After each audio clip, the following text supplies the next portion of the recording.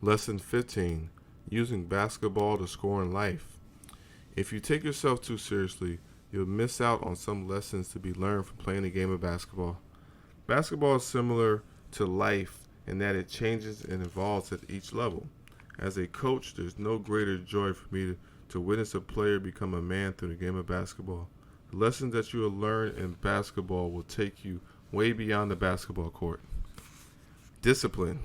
I'm sure that everyone knows at least one person who has problems following through with the goals he or she has set for themselves. The root of the problem usually is a lack of discipline.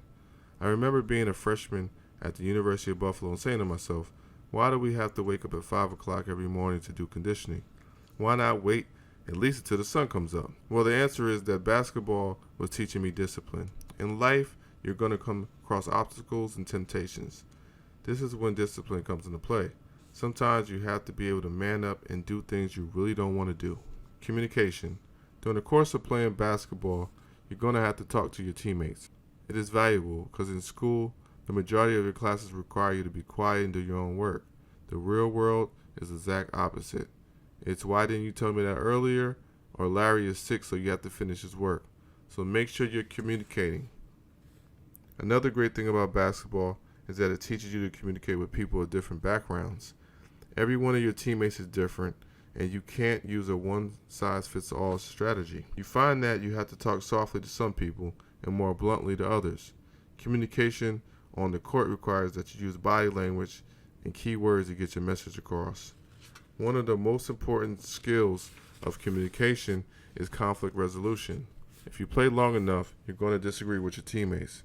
In fact, it happens on a daily basis. Most problems on the basketball court result from a lack of communication, whether that be a missed help side rotation or you're just not paying attention and you have a foot on the sideline for a turnover because you're out of bounds.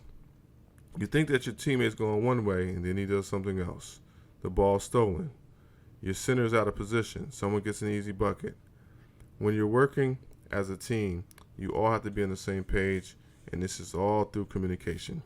This is why I love watching Duke play. Coach K teaches his team to communicate and make adjustments. That's why no matter what roster he puts on the basketball court, you can rest assured they'll be hard to beat, and they'll be a great defensive team. After every foul, you'll see them immediately huddle up and communicate as a unit. They are a perennial powerhouse that's built on communication and trust.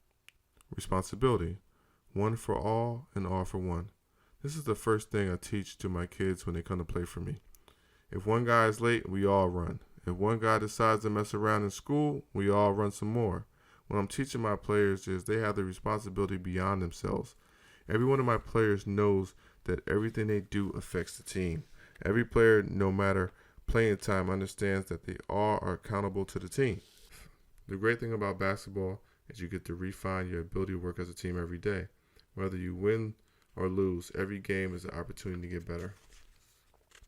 I love watching basketball from November to March because each team matures its own way. It's because the game of basketball forces you to work as a team. Hard work and work until. Your work ethic is the one thing you control in the game of basketball. As a coach, I design my practice to show me right away the players who are ready to go the extra mile. I challenge them mentally with different tasks and goals. If they complete their goal, we move on to the next drill. If they miss their goal, then it's time to run wind sprints and start all over. Even as a skills trainer, my job is to make sure I challenge each player with different and new drills each workout. Hard work is more than just running up and down the court. It's putting the extra effort when you're tired and the odds are stacked against you. You learn a lot about yourself when things are not going your way. It's easy to work hard when you're up 20, but what happens when you're down 30 and fatigued? This is when you find out if you're really a hard worker. Will to succeed. This is a lesson that every basketball player will have the opportunity to learn. Once you embrace the will to succeed, your life will never be the same. I call it the number one attitude. I remember talking to a golfer in my high school who was the number 2 golfer on the team. As a freshman, this was a lofty feat, but I told him it was not enough to settle for second. Every day I saw him, I teased him about being number 2. It would be 2 o'clock in the afternoon, and I would ask him what time it was. I knew that he had 2 sisters, so I asked him how many sisters he had. Anything to do with the number 2, I teased him on it. I didn't know it at the time, but I was stirring up the will to succeed inside of him. His junior year, he ended up being the #1 golfer on the best golf team in the history of the state. Now he comes back and teases me this time, and every answer ends up being #1. Strategy. Basketball is a very strategic game because the variables always change. Before the game, you have to prepare as an individual and a team. You have to look at the other team you're playing against and strategize according to their strengths and weaknesses. This lesson will help you in life because you will naturally prepare for the questions, where do I fit in and how do I succeed? During the game, you'll find that you have to make decisions on the flow of the game. Time, score, and possession dictate your next move and what you should do going forward. Life is the same. To be successful, you have to be able to adjust on the fly. Just like when you miss a shot, you can't dwell on your misfortune. You have to concentrate on making the next one.